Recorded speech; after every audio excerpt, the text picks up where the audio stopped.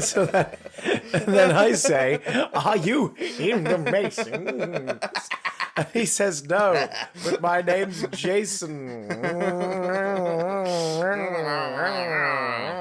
Jason Mason.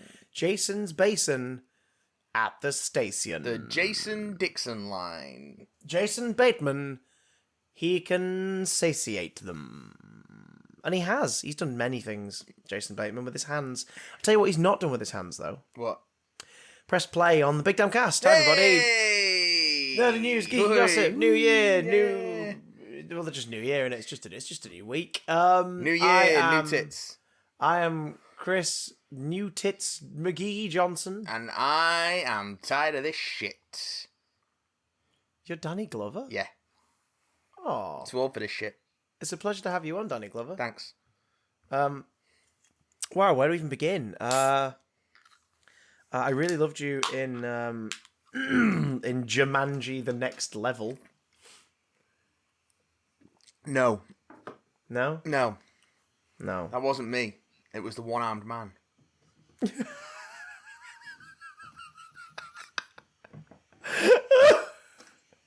That felt weird not hearing it in the delivery.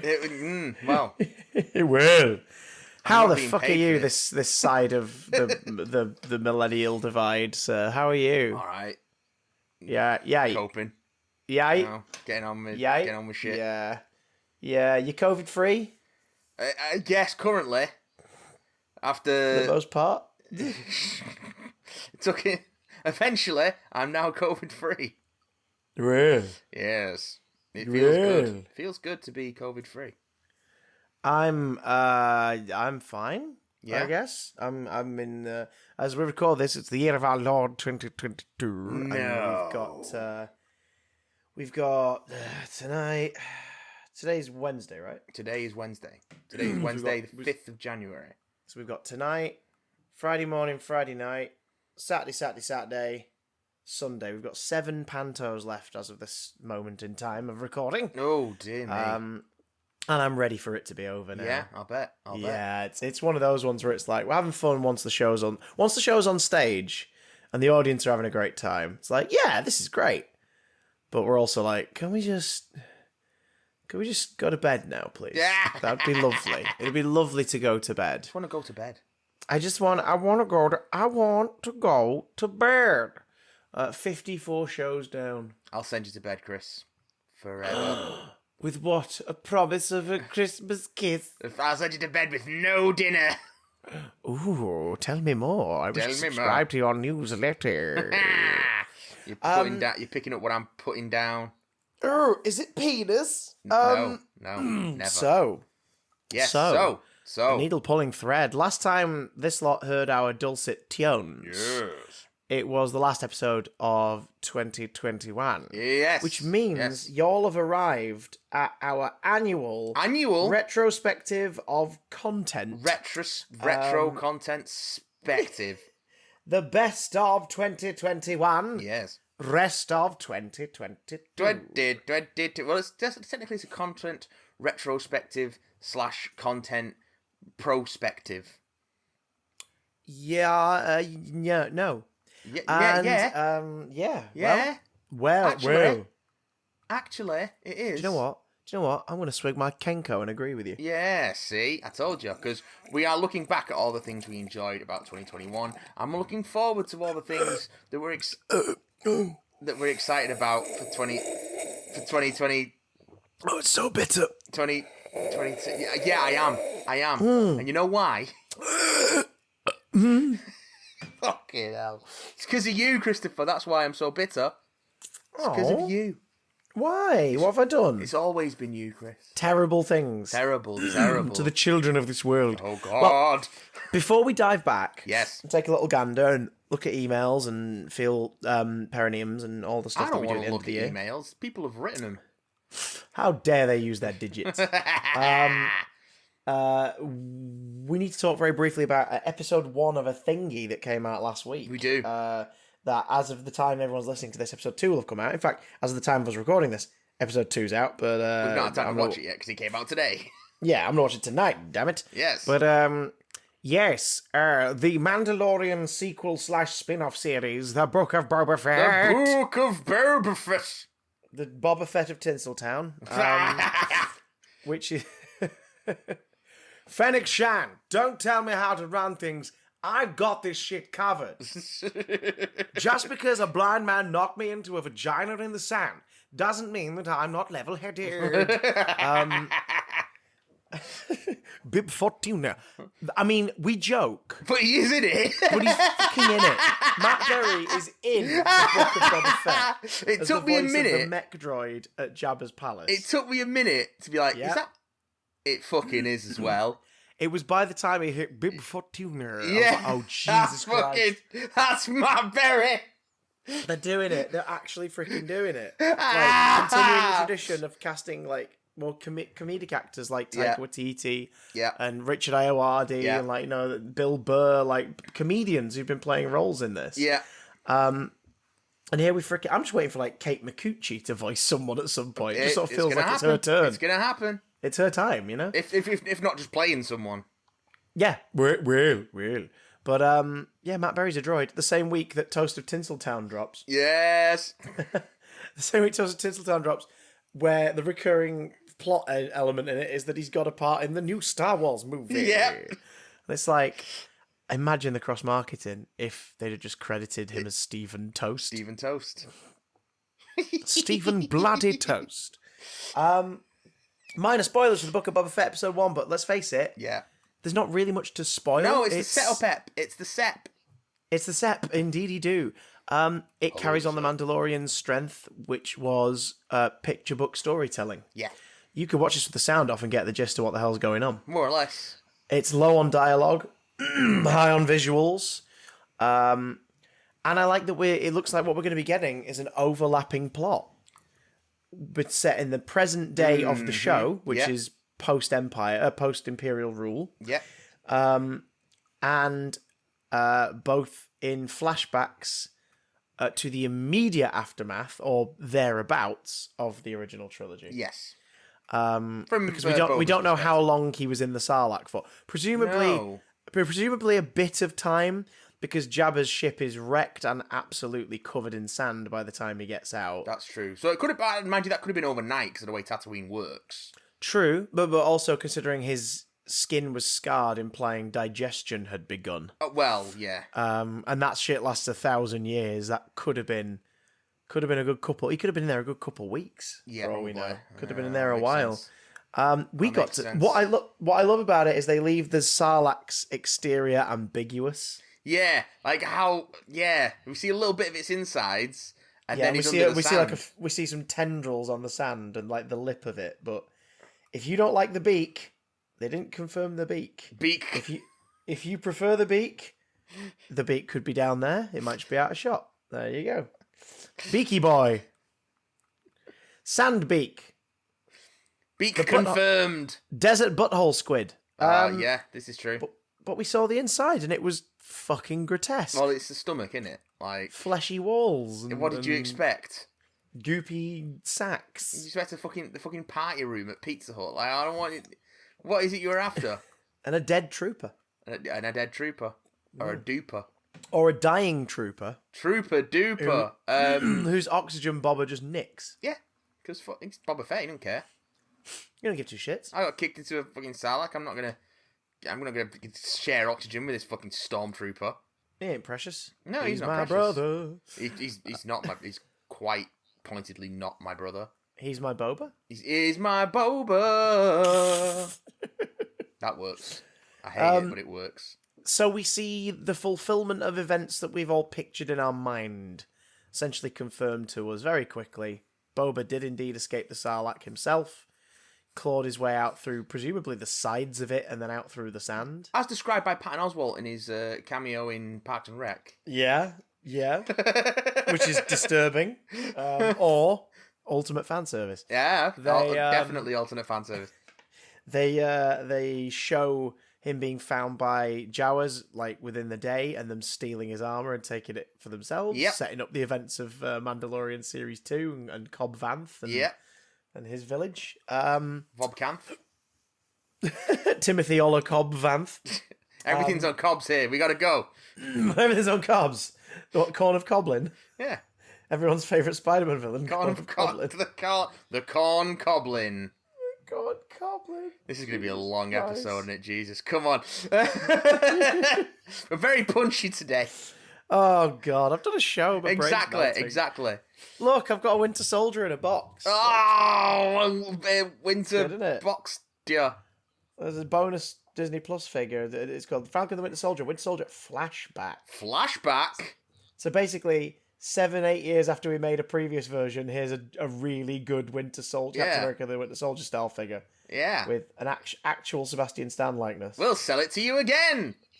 But look, it's actually got guns this time. Yeah, it does actually have weird guns. Comedy gun that the original one had. Comedy gun? Comedy gun, like Boba and his comedy weapons, because we learn about the Tusken Raider camp that takes him in, and the child one that kind of not tortures him, but takes him for a ride. And then he saves their life from what could only be described as something that Ray Harryhausen would make today. Very Harryhausen. It's the fucking desert Goro centaur. Yeah. Basically. It looked like they looked at old Star Trek and went, the Gorn? Yeah, but what if it were taller and had multiple arms? Yeah, and it's no loincloth. Its middle set of arms are also feet. What? Yeah, and its head does look like something someone would wear as a mask for a monster in a 60s show. Yeah, too right. And I kind of loved that. I loved the fact that it was like a big, scary digital effect, but it looked like a mask. There was a lot of this that felt... I mean, I think some of that was practical from the shots, but also it felt like... Even when it was digital, it felt like practical effects from the 70s. Yeah, and definitely the Tuscan's like dog as well. Like, was practical in some shots and CGI in others, and I loved that. Yeah, that was so cool. I really like the flashback story, but the present day one's the one that's got me intrigued. Yes, because we get the setup that Bob is like, yeah, I'm taking over a criminal empire, but I'm really respect. He's getting older. Yeah, like he needs regular visits to a back to pod. Well, I don't think that's as much of him getting older as him still suffering from the effects of being digested by the Sarlacc. Well, it's been a while, though, hasn't it? So it has been a while, but he was probably living in the desert for a lot of that. That's true. That's very true. So he needs to regularly top up with his Bacta. Yeah, which explains probably why he didn't stick around for the finale of Mandalorian. Yeah, he's visibly less scarred in this.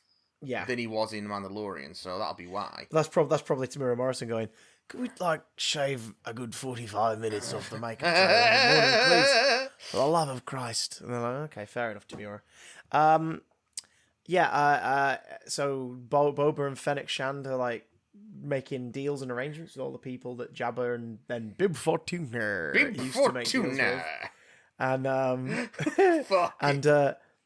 we get introduced. I mean, what I love is the whole reveal of, the Gamorrean guards. 2 of them survived. Yeah. And will totally be loyal to him in exchange for their lives. Yeah. And it's like, we get some big fucking pig boys. We're getting the pig boys. Naked pig boys. They look really good. They had a bit of a makeover as well. Yeah. Like really bold greens and everything. Mm-hmm. And the most interesting plot development, outside of Boba being determined to rule with respect and be cordial to all the people who essentially are under his protection / threat of collapse / Ruel. Is the setup of the mayor of one of the Tatooine colonies, their major domo, essentially going, cool.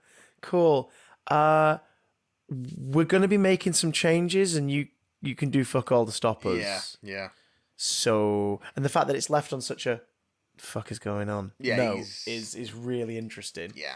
Because you assume that those assassins in the episode are sent from them, but we don't know yet. We don't know. We don't know yet. Don't know yet. Tamura Morrison's lovely. I can't wait to see him be given meatier stuff to work with. But as far as telling a story with very little dialogue this week, he did a great job. It's good. It's good, isn't it? Ming-Na Wen, as always, fucking great job. Wen. She saved a nation. I'm curious about something here. What are you curious about? I'm just going to look up Tamura Morrison's age. Okay, so Tamura Morrison is 61, Yep. right? And Ming-Na Wen is 58. Yep. So the two leads of our action-packed sci-fi western series Yep. on the biggest streaming platform on the planet Yep. are played by people just either side of 60. A woman, a middle-aged woman, is Yeah. a lead in a big Yeah. sci-fi action show. Like, Yeah. all right.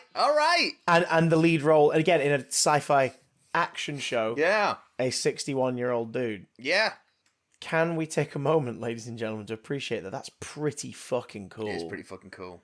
That is amazing. I mean, I think most people hearing us say this are just going to go, wait, no way is Ming-Na Wen 58. No. That is... She is 58. That is unbelievable, to It's be nuts, fair. isn't it?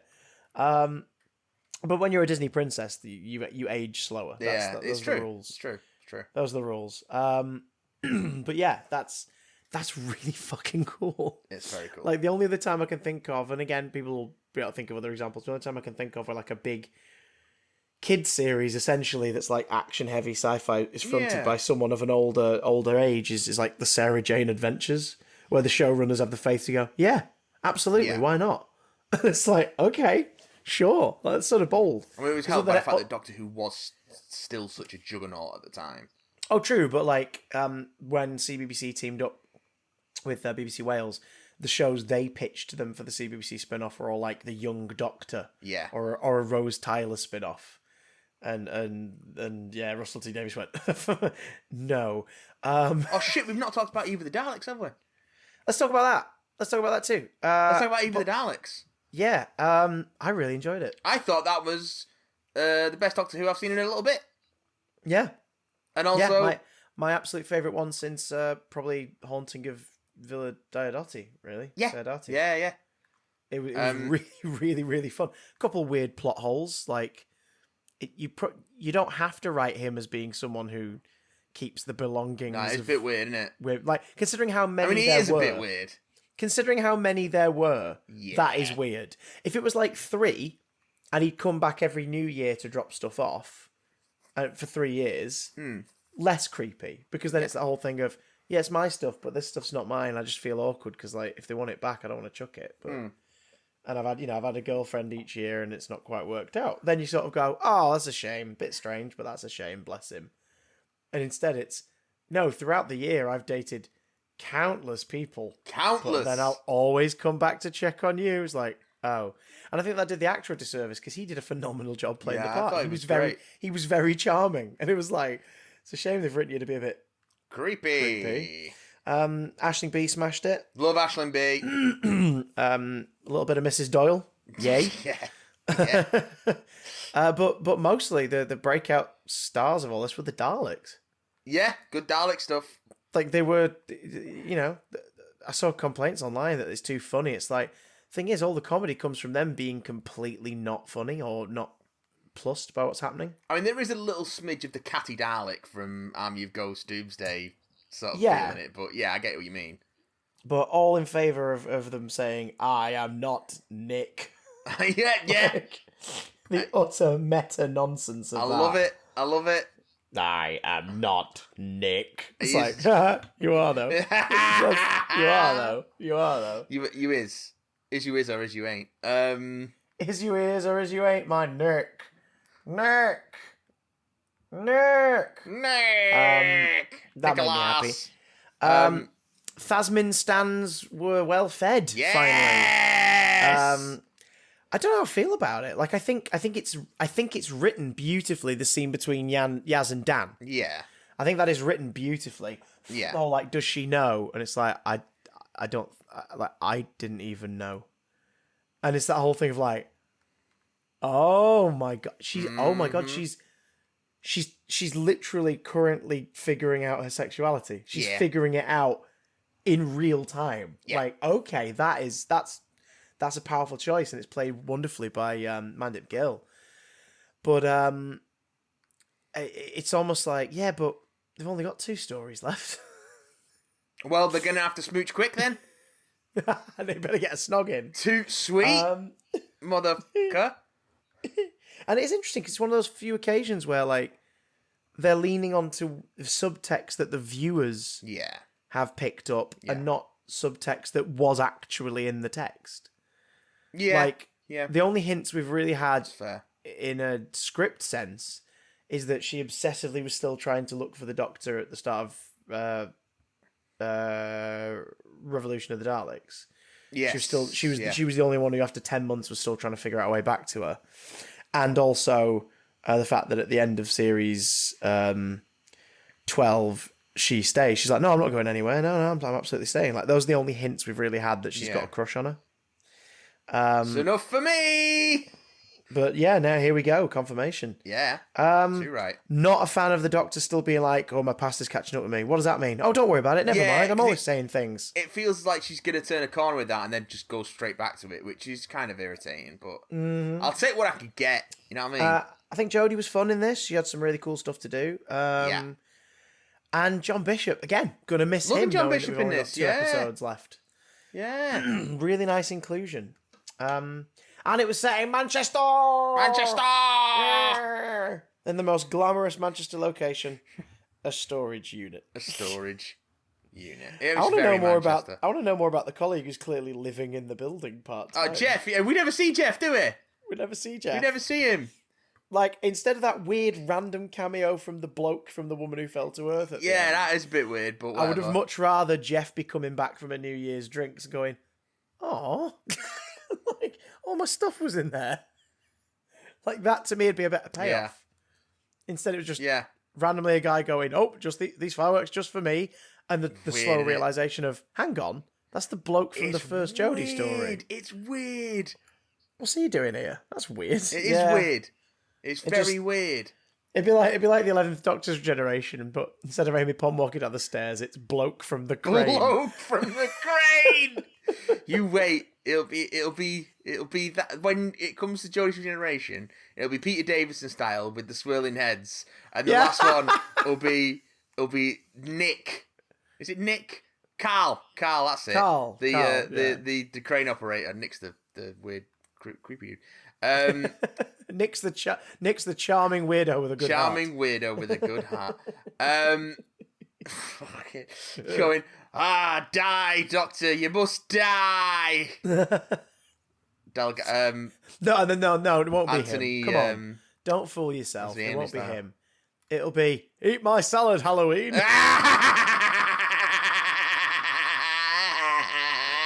In a mind's eye, this bloke just throws some wet kebab lettuce at her. Wet lettuce. And then she regenerates into Nia Miller. Not like this. So, not like this. Not with the lettuce. Not with the lettuce. I enjoyed it. It's one of my favourite ones of this era. I thought it was pretty good. Yeah. I think certainly better than anything in the Flux season. Because it was a great like slasher film. Essentially with Daleks. It was like, I'll take this. It was a neat concept. They actually stuck the landing with the concept, I think. Yeah, we sensed that your TARDIS was doing this thing and we used it to our advantage. So we're going to use it to kill you. And she's like, well, you kill us and then we come back to life. And they're like, yeah, but eventually we'll get it's going to run out. Like, it's going to run out and you're going to die and there won't be another refresh. That's why we're doing this. Like, we're here. We're an execution squad who've been sent here to kill you in the most convenient way possible, and that is to make sure you're dead by you being stuck in a time loop. And they're like the some more ghoulies, screams, they'll get you in but the end. Yeah, and they climb out of toilets. Yeah, never happened. It would have a few more screams would have been better, but also it was a New Year's special, so I understand why not. Yeah, but I get you. I think the biggest scream was saved for the final shot of the teaser for the Easter-ish special. Yes, mate. Holy that looks good. That's a good fucking looking Sea Devil. You know Chinese what I'm saying? pirates. I'm saying. And a fucking Sea Devil. Oh, mate. With a practical head and some CGI touch-up with the expressions. What a Sea Devil as well. He looks so good. Yeah. And I like that they've not chickened out. And but I don't hate the Silurian reinterpretation in the modern series. No, but having just rewatched the Silurians, and the Silurians again. Thank you. I do really like that design. I think that design would have held up if they just stuck with it. But I think it was Peter McKinstry. Have you seen his designs online from 2009 in pre-production for the Cold? No. They're much closer to the 70s design, and they look terrifying. Like they look really creepy. I see why they went the other way, because I guess see why. For the purposes of Hungry Earth, Cold Blood, especially, you kind of want to have the emotion play out on the face a lot more. I understand why they do it. I just think they were cowards. Yeah, or to at least not then kind of segue some of the more classic looking features into the design as time went by. Yeah, but the fact for this, they've just gone, yeah, screw that. Like, screw that. Just doing a Sea Devil, aren't we? Here it is. We're just going to do a goddamn Sea Devil, and you're all going to goddamn love it. And it's like, yeah, we will. Actual Sea Devil cat Shia LaBeouf. I got you!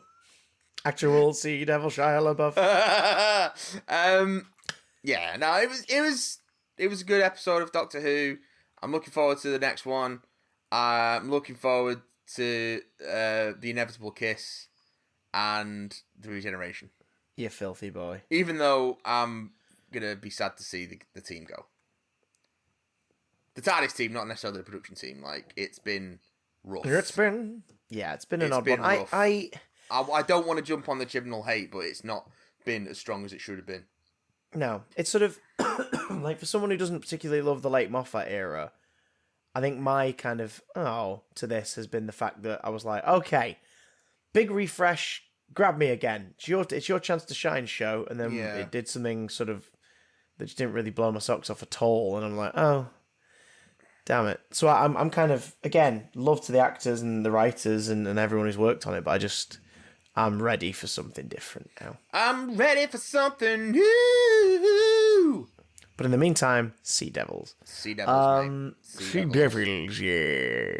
Matthew. Yes!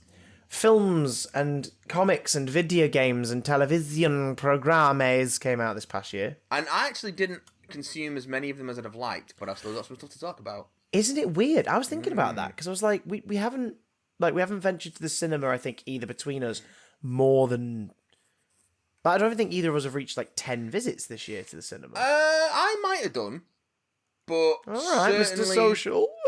certainly less than I have been.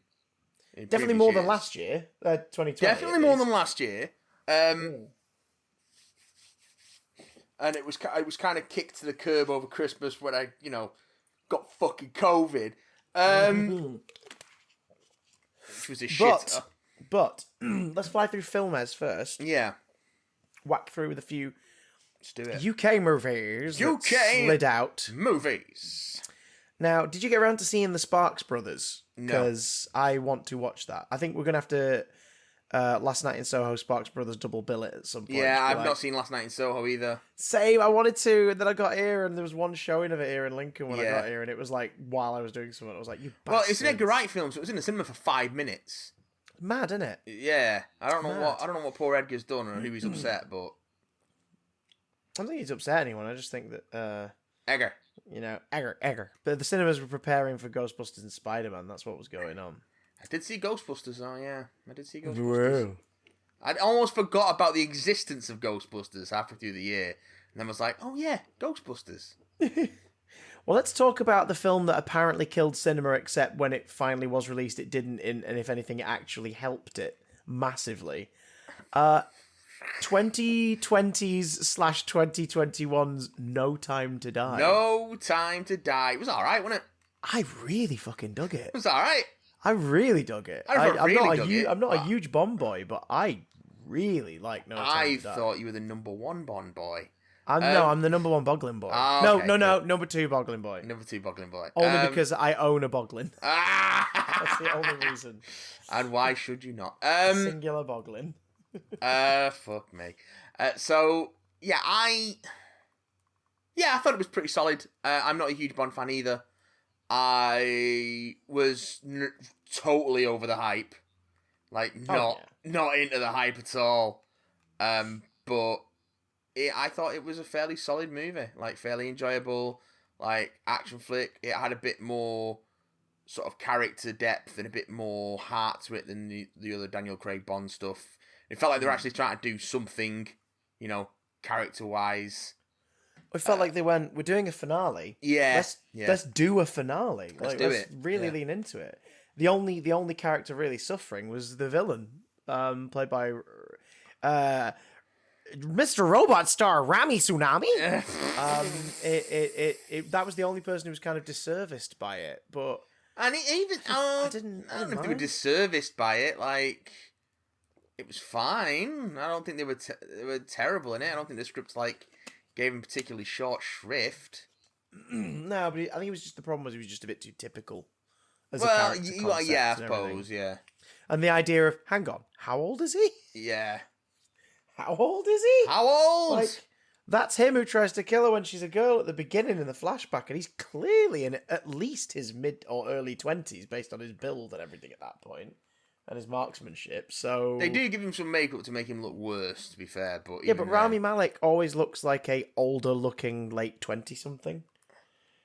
Yeah, I suppose he always will do. So the notion that hang on, is he meant to be 50? What's going on? Good genes, mate. Good genes. Good Levi's. genes. Wranglers. Sponsored by Heineken or whoever Heineken. on this film. It's always fucking Heineken. Score was gorgeous. Yeah. Kerry Fukunaga directed the shit out of it. Yeah, well directed. I thought Lashana Lynch was fucking great. Yes, she was really neat good. addition to the cast.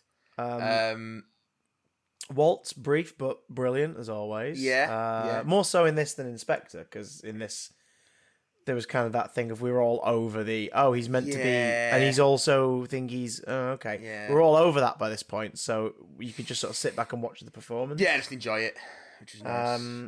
And more Jeffrey Wright, which is never a bad thing. Yes, love Jeffrey Wright.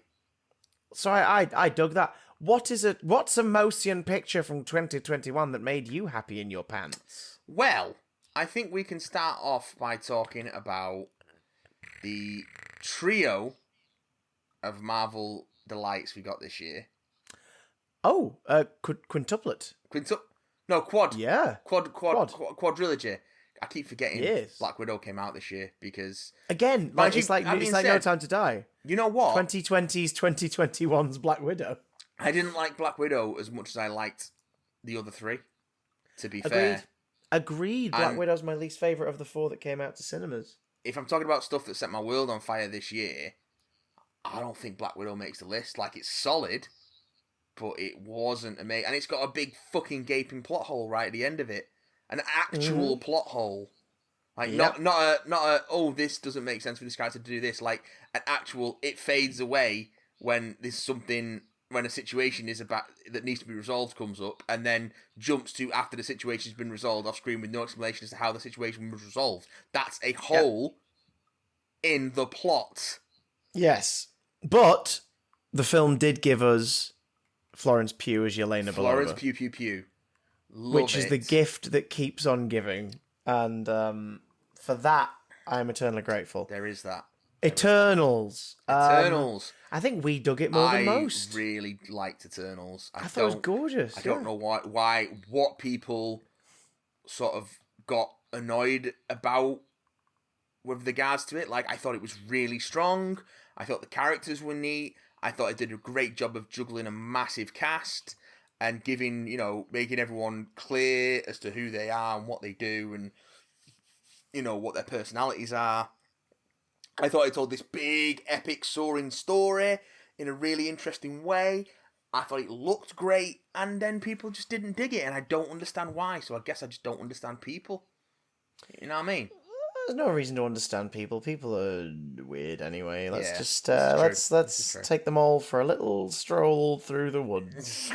No, I agree with everything you said about it. It had a lot to juggle. I think it juggled it all incredibly admirably. I think it was a fucking beautiful film to look at. Oh god, gorgeous. I think one thing that may have offset others is the idea of it being a change of pace and style. But if all of these films were exactly the same, then that'd be boring. And also, again, we are comic readers. We are used to picking up. You can pick up 5 or 6 different titles from the same publisher in a week, and they will not feel like the same thing. They will all feel very distinct. It's true. So when these films try something different, I'm always really happy about that. I'm like, good. Do try something different.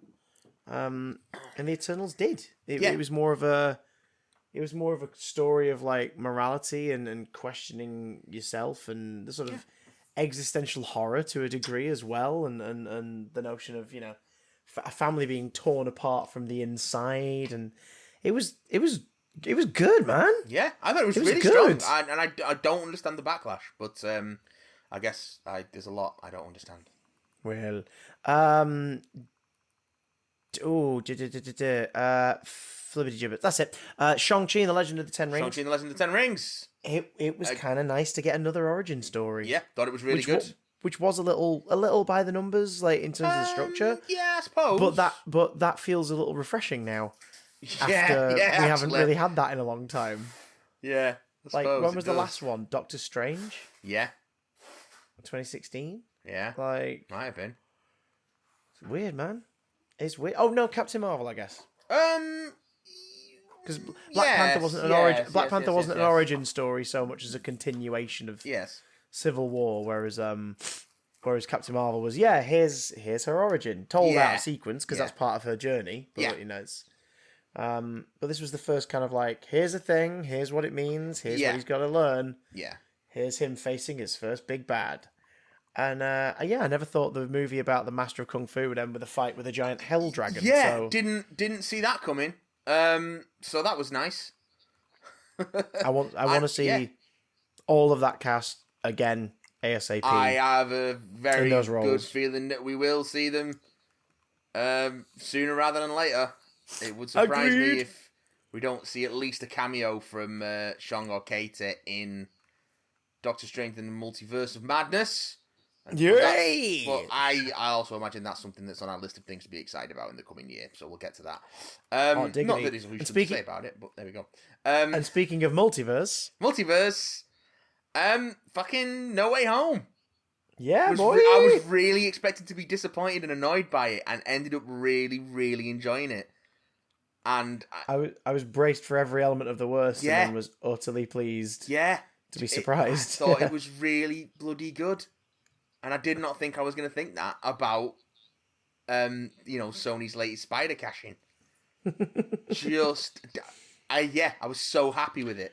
The holding Disney hostage saga. Yeah. But it was a delight, and it was a delight. We won't get into too many specifics for those who haven't seen it. Yeah, we've got a big spoiler podcast if you want to know more. Let's go back and listen to that one, you dirty boys and girls. But Wow. And I still, nearly 3 weeks on, I'm thinking about the "Are you okay? Yeah. Are you okay?" exchange. Like, that hasn't left me, because it was just so like, Christ, Redacted can act. Oh my God. Oh my God. Yes. Like, the amount of stuff we're seeing on Redacted's face in that moment is just phenomenal. I love you pretending like people don't, like not everyone already knows exactly who we're talking about. Fine. Okay. I admit it. The guy who played Spider-Man in the 70s TV series shows up in the film. Nicholas Hammond. Cotton wooling his one web shooter into frame. Oh, that's a thing, and I know most of our listeners will have no idea. You should all look it up. I hate that it's a thing as well. Fine actor, fantastic actor. Looked like a 60-year-old Peter Parker. The best King Lear this cat's ever seen. Then goes out on the television doing a laxative commercial, clutching his guts, and then it's good night, sweetheart. It doesn't work on audio, but I love it. We still did it. We committed. Do you know what else ended up being committed to? And I'm sure you want to bring this one up as well, as it was your observation through your eyes. It was my observation through my eyes. In 2020, the fans got a Sonic redesigned from peer pressure. And in 2021, the most notoriously irritating hashtag on the planet got its wish, kind of. Would you put Zack Snyder's Justice League on your best of 2021? You know what? No. I think it's worth mentioning. I think it's worth mentioning in it being, again, as with, not in the same way as No Way Home, but as with No Way Home, I'm being so pleasantly surprised by how much I enjoyed it. But it's still a fundamentally flawed film. Yeah. And a lot of the fundamental flaws in it are still there. They're just not as egregious as they are in Whedon's version.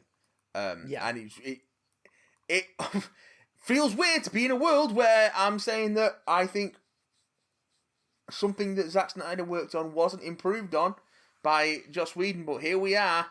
It's strange, isn't it? Here we fucking are. Have you seen, speaking of Joss Whedon and his legacy getting even more fucking tarnished, Good. Buffy 2022 calendar is out, because obviously, every show that's got merchandise will always release a calendar in some capacity, be it on something you can buy online or whatever. Of course. Whoever put it together ripped fan arts from the web, because one of them is just flat out an image of a Doctor Who and Buffy crossover. What? With the 11th Doctor and the Daemons in the background, Deimos in the background. What the and that means that several eyes looked over that product and didn't go, hang on.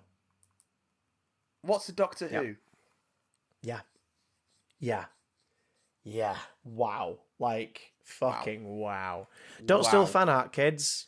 Certainly don't steal fan art and then make it non-fungible. Wow. So, don't get me started on non-fungible tits. Godzilla versus Kong. Is that on your best of?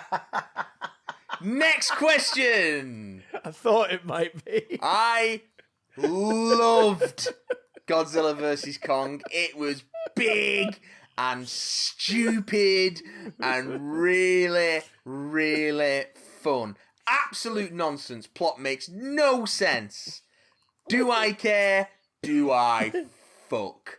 It was great fun. It was two giant monsters kicking the crap out of each other, and then another giant monster comes along and they kick the crap out of that one, and it's full of like really good actors doing really silly things. Not really everyone knows exactly what kind of film they're in. Like, everyone's giving it the right energy, and it just works. And I love it. I would love to see some more MonsterVerse stuff. Yes, please. Godzilla vs. Kong was great. Next question. I think you might have liked it, boys. I and girls. liked Godzilla vs. Kong quite a bit. I think you may have enjoyed us. I haven't rewatched it recently as well. Yeah, that's fucking good. Oh, I completely forgot it came out this year. That again, I'm into a weird Twilight Zone. Time has lost meaning. I don't know what year it is. I don't know what happened in the last year. Everything that happened in the last 3 years is sort of melding into one. I don't know what's going on. Well, do you know what else came out this year? Elliot Page. Yes, they did. But also, do you know what else came out this year? The Suicide Squad. Oh, The Suicide might be my favourite film of the year. Do you know what? It's my favorite. It's my favorite comic book movie of this year. Yeah. It definitely is. Oh, it's holy very, shit! It was very brilliant. Good. Very good indeed. If you guys want to get like creative filmmakers fired from other jobs temporarily, so they can go make a film at another studio. If it means we get more stuff like The Suicide Squad, go for it. By all means. Peacemaker, which is out in the next couple of weeks on HBO Max. Very excited for Peacemaker. Not sure what it's going to be like getting hold of it over here, but we'll see. We'll find out, but at the moment, like, just the Suicide Squad 8, an inevitable reboot brought forward way faster than anyone would have imagined. Yeah. Except in the vein of how The Incredible Hulk handled things in 2008, in that, oh, well, if you like the previous one, this doesn't say it didn't happen. Obviously, this one's a bit more obvious with it by being like, here's Boomerang, here's Harley, here's Rick Flag, here's Amanda Waller. But, in 2008, when The Incredible Hulk came out, the opening sort of loosely alludes to a similar origin from Ang Lee's Hulk, which obviously gets sort of redacted in the plot of The Incredible Hulk when you find out that Ross was involved, Super Soldier Syndrome, a Serum Project, all this sort of stuff. But it was done in a way that if you wanted the previous one to exist, then sure, fine. Because even we don't know if it officially is part of the same series or not as of this point as we're making it. I mean, why would you? But yeah, but enjoy this for what it is, and that's what the Suicide Squad does beautifully. Like it exists in its own world. It's obviously the most adult, most violent, most shocking film in the DCEU. A series which now contains such variety as essentially a kids' film, Shazam. Yeah. and a fucking horror film war movie, The Suicide Squad. Like, I love that. I love that just sort of having some shared characters is enough for you to go, I believe these all coexist. Isn't it weird that they coexist? It's the weirdest. It's so weird. And it continues my thing of like the 4 DCEU movies that I actually really like, genuinely like. Yeah. All tonally are very different. Yeah. And feel like they don't belong in the same series, but have enough things in them to make you go, I guess they are. And they're all fun is the key thing. The first Wonder Woman, Birds of Prey, Shazam, and The Suicide Squad are all made with a massive and obvious sense of fun. Yeah.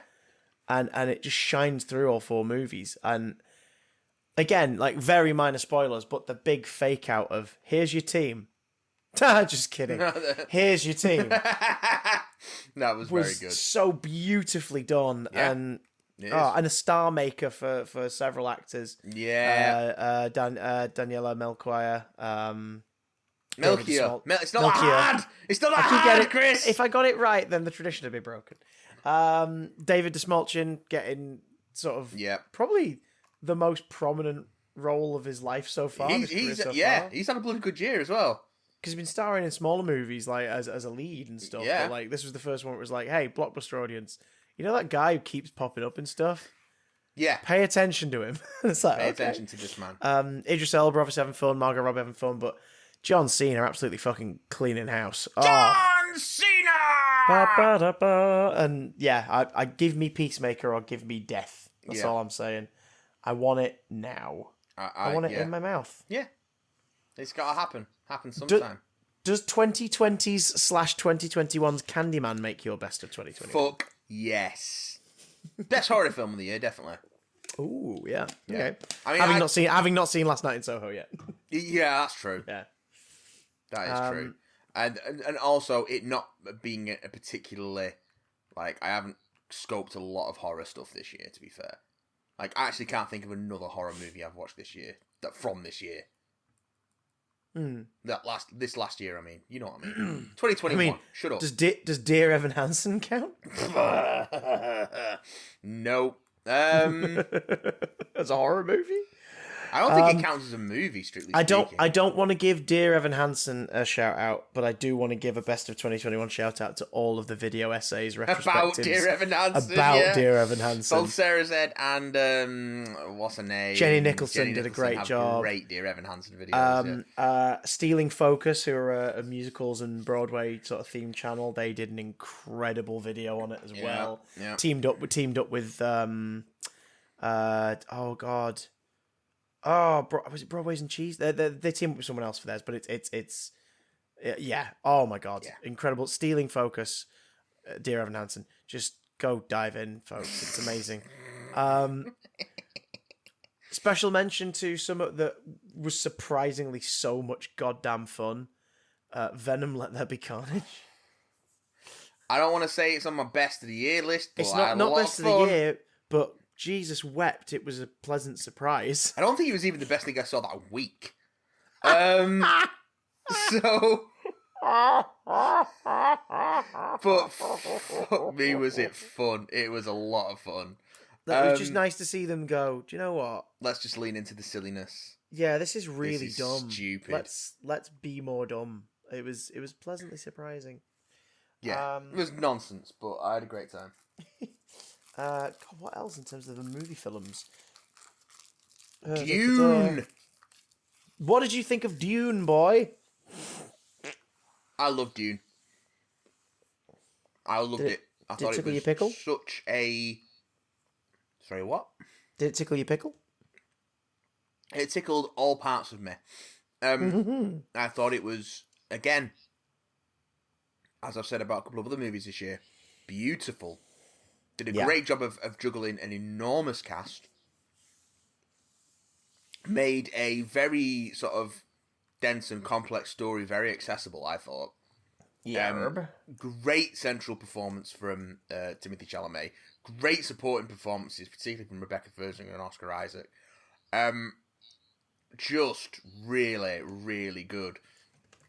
They did a great job of just illustrating the world of Dune without having to explain it to you. And, you know, that's what Denis Villeneuve does. Look at Blade Runner 2049, look at Arrival.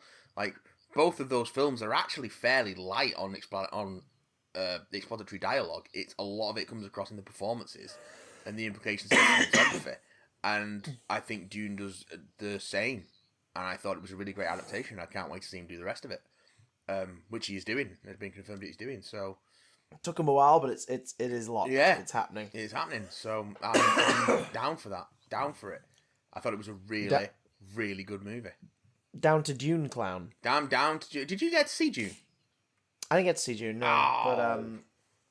But I stared at a picture of Timothée Chalamet's hair for a while and imagined sand getting in it.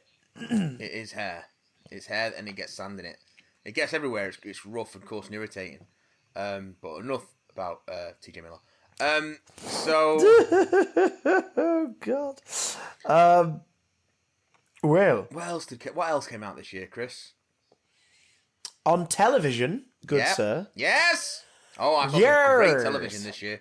We got some cracking fucking TV, especially again on streaming services. Yeah. Tell us a little bit about Midnight Mass. Midnight Mass. Mike Flanagan's TV mini-series concerning a very religious small island community which has a new priest come onto the scene at the same time as one of the prodigal sons of the island returns from prison for a hit and run. He's dealing with his guilt. The new town is dealing with this new priest. And then amazing things start to happen in the town, but they may or may not be miracles. They may also be coices. Oh, this angel's rather similar to something else entirely. Have you had a chance to see this? Not yet, no. Oh, mate, it's very good. I want it in my eyes. Netflix. It's very, very good. A stunning, absolutely stunning central performance from Hamish Linklater. Like, he's just fabulous in this. And again, great. It's Kate Siegel's in it because it's a Mike Flanagan joint, so of course she is. And she's great. It just really, really good stuff. And it is very Mike Flanagan. It is 8 episodes of people doing monologues at the camera and then something happening and then a bunch of people doing monologues about what just happened. Like, it's very Haunting of Hill House, but it's so well written and full of these electric performances. Rahul Kohli as well, fantastic in this. I have so much good stuff to say about it, but I don't want to talk about it in too much detail because although we've alluded to, you know, some of the stuff that goes in it, I don't want to spoil it for people because it is such a thing that I got to like the 3rd or 4th episode where where it becomes a bit more clear what's going on, and I was completely blindsided by it. And I think that's one of the strengths of the show. I imagine if I went back and watched it now, I'd be like, oh, well, how did I not see that coming? But I didn't, and it was great. So yeah, watch Midnight Mass. It's fucking fabulous. It might be the best TV I saw this year, I think. Oh, well, it's funny because my favourite bit of telly this year was also a horror TV series. Yes, which I haven't seen yet. It's available to binge to fuck on Now TV currently, and it was Sci-Fi Channel / USA Network's collaborative smash hit teen slasher romance comedy horror serial, Chucky. That's a lot of $5 words right there. Oh, and I've got to sit my ass down before you make change. It was, oh my god, it was. I mean, I'm biased. I'm a fan of the Child's Play franchise. I love it, and I went into this going, I wonder what they've got in store. Like, I wonder what it could be. And I left going, holy shit, that may be the strongest piece of content featuring this world and these characters since Child's Play 2. Like, it's really, really good. High praise from you, son. For those who don't know, and again, spoiler free, but like my recommendation, a young boy, Jake, is dealing with several things: his abusive father, his sexuality, his crush on his friend Devon. His extra leg, because he's Jake the Peg. Can't reference that anymore, sir. Can't reference that anymore. Yeah, that's true. Oh God. Can you guess what it is yet? Yes, a thing we shall never mention again. And you know, he's dealing with the high school mean girl and his cousin like being completely unhelpful and all this stuff. When one day a retro doll that he brings home to help with an art sculpture he's doing, starts convincing him he needs to kill people, and it spirals from there. And it's 5 episodes of this brilliant, odd, creepy, funny, very heartfelt, very camp, a serial that it's essentially its own film. Yeah. And then 3 episodes that go, all right, you fucking nerds, you've waited long enough. Yeah. As the continuity of the film series comes crashing into the party. Yeah. And both storylines converge into this brilliant final act for the series that leaves you going, oh my God, I wonder what could happen next. And then the confirmation of, they're getting another one. So I really, really recommend Chucky. I like my horror camp nowadays, and by God, is that camp as Christmas. I like most things camp nowadays. Well, that's all I'm saying. Speaking of camp, yes. The Disney Plus Marvel series this year were a lot of fun, weren't they? They were. They're pretty damn sweet. We started off with an homage to camp and kitsch in the form of WandaVision that very, very quickly revealed itself to really be a creeping dread horror scenario. Yeah. And then a conspiracy story. As Metallica once sang. WandaVision was fabulous, I thought. I'm going to be using that word a lot, as I'm sure you've noticed. Really loving recreations of these different periods of comedy, of sitcom as well, and deconstructing that genre whilst weaving in this sort of narrative of grief and loss. And the only thing I think that sort of counts against it is the way it does sort of descend into a same old finale. But, it ain't perfect, but I enjoyed the ride. And I think that's where I sit on with a lot of Marvel stuff, as we've discussed already, is it ain't perfect, but I enjoyed the ride, like with Black Widow and with WandaVision, and certainly with Falcon and Winter Soldier, which we'll get to in a minute. Or it's the best thing I've ever fucking seen. It's always one of the two. And the fact that still this far in, they can maintain that consistency of quality, even if it isn't always the best, even if it is sometimes, they had issues, but I enjoyed it. I think that says something about the commitment that Disney have to making this stuff good. Even if the reason for making that stuff good is that they want people to keep buying it. Yeah, I get that. That's how content creation works under capitalism. I don't love it. It's just what it is. But the fact that we keep getting good stuff out of it, I think, is a net good. Yeah. Oh yeah. So that's where I stand on that. That's my roundabout way of saying I thought WandaVision was really good. It's really good. Again, mostly as well down to an incredible central performance and supporting cast as well, who all were completely game for the concept. I mean, Elizabeth Olsen and Paul Bettany headed up a cast that would change genres completely from script to script. Paying homage and dividends to like sitcoms of the past and beautifully aping the more modern ones later on, and just really impressive and experimental and fun. Not to take away from the more back to basics, this is just a big action romp of Falcon Winter Soldier, because though it didn't stick the landing, no, I don't think it did. I was very, very happy to spend more time with Sam and Bucky. Yeah, absolutely. Like it was a joy to spend more time with them. Yeah. I think those characters and those actors have really good chemistry. I want them to lean a bit more into the lethal weaponness of it all going forward, though. If we do get more team up stuff with them, it'd be really cool to lean a little more into the whole like, oh God, do I really have to work with you kind of vibe. It's the odd couple of superheroes. Yeah. I think it's a good dynamic, and I think they absolutely should lean into it. Same with Loki. They should embrace the bizarre shit that started to creep into that. And I think they will. I think as it being the only one that is getting a sequel series, like it Yes. is continuing as a show. Yes, we are getting another Captain America movie with Anthony Mackie as Captain America. Yeah. So that's good. That's a definite plus. But yeah, we are getting another series of Loki, which is an interesting thing because I want to see where that goes, and I think it does a lot to set up what's coming next in the MCU as a whole, as we've seen by it play with the idea of the multiverse and then that get expanded on in everything that's coming afterwards. So, such as What If, such as No Way Home, such as the forthcoming Doctor Strange and the Multiverse of Madness. So I think it's very important work for the MCU as a whole. Mm-hmm. I think it was very strong. Very, very strong. Mm-hmm. And I'm also just happy to see more Jonathan Majors going forward, to be honest. Mucking about in this world. He doesn't have to be doing anything. I just want to like seeing him.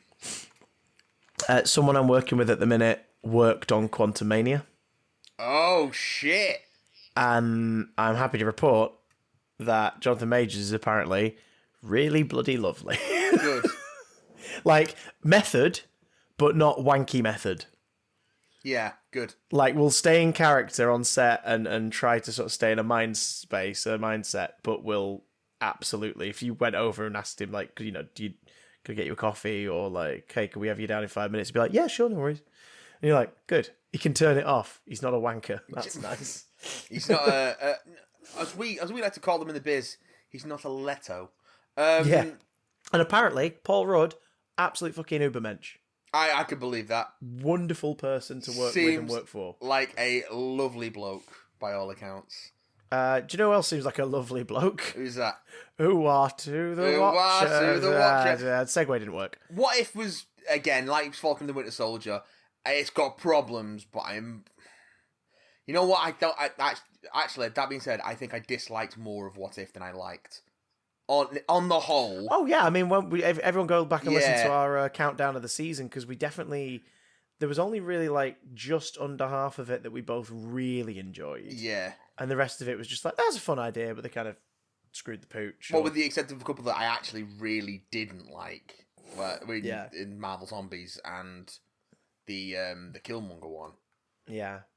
Which I actively did not like. Which is weird to say about an MCU project, but here we are. Especially after everything I've just said about them being, maintaining a consistent level of quality. But I think they mostly do that over the course of the series as a whole. It's just those two were just like, nah.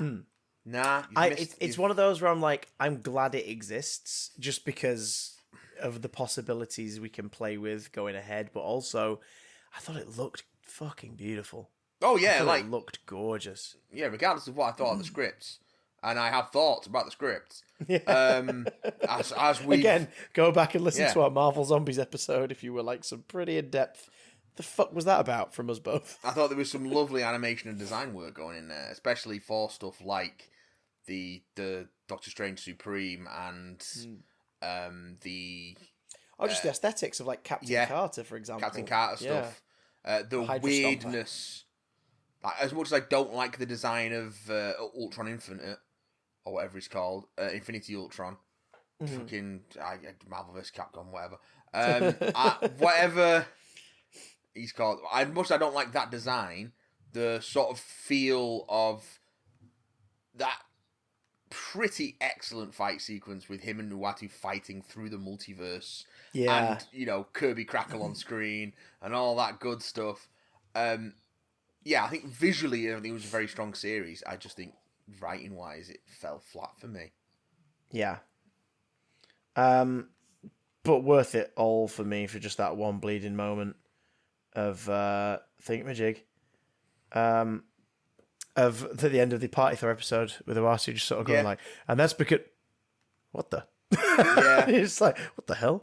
Because they earned that over like six odd episodes. You're like, okay, I get the formula now. Wait, hang on, what? Why is he surprised?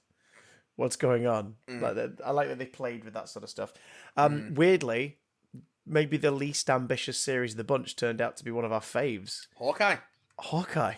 Yeah, it was so much fun.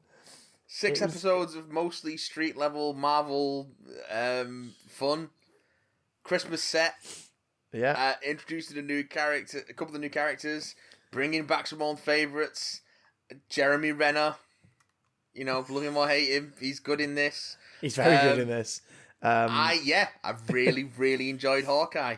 Haley Steinfeld knocking it out of the goddamn park. Oh, she's so good.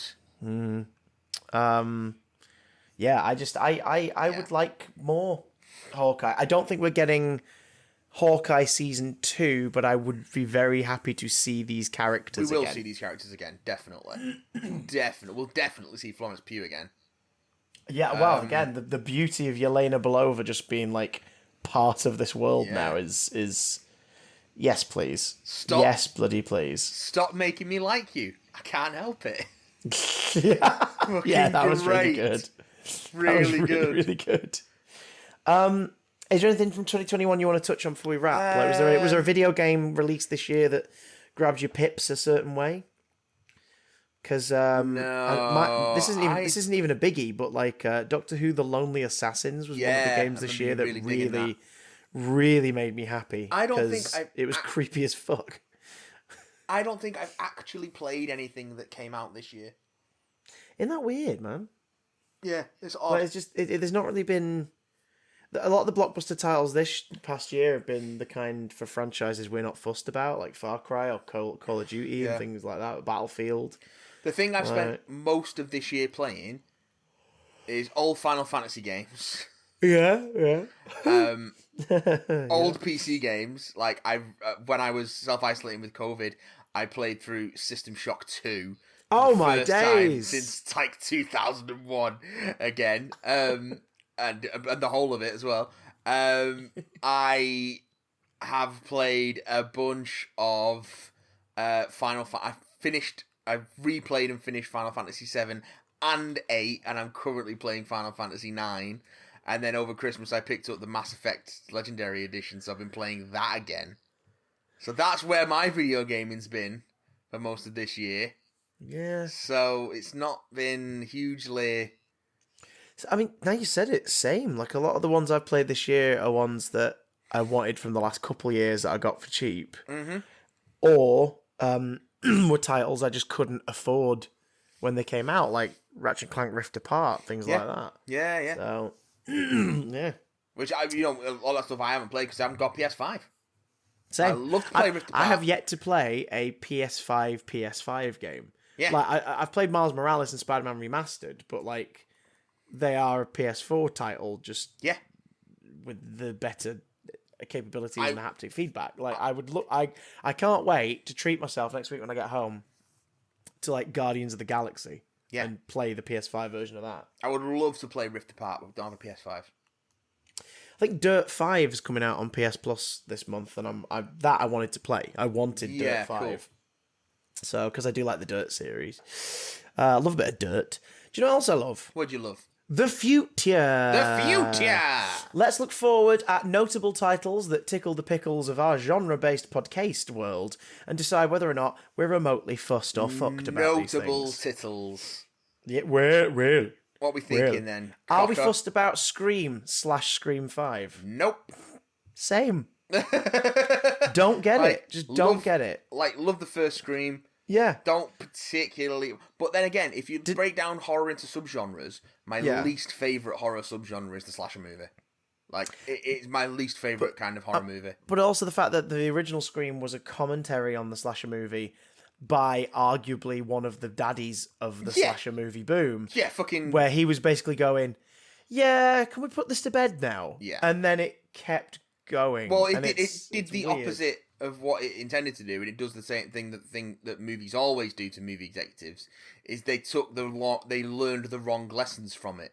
Yeah, like how we're about to get a shitload of multiverse things. Exactly. Instead of like stuff where you have to build up enough of a world to earn it. Yeah, it's like that's not why people love multiverse People don't love multiverse stories because they're multiverse stories. People like them because they tend to be good stories. or they like the characters and the interesting spins or twists on them is something new and fun. And people didn't like Into the Spider-Verse because it was a multiverse story. People liked Into the Spider-Verse story because it was a good story about Miles Morales that happened to involve multiverses. It's not what it was about. It wasn't about the multiverse, but that's the bit that you're going to put into all your other projects because you've got no fucking imagination. And most of the people who finance movies aren't the people who fucking make them, which you can tell. Anyway, speaking of poor fucking decisions, Uncharted. Nope. They released a clip like yesterday of the start of the sequence on the plane. And what strikes me just so odd, that and the new poster / like teaser images they put out this week, is all you have to do to pre-fool us that he's going to actually act like the character, even though when we watch it we know he won't.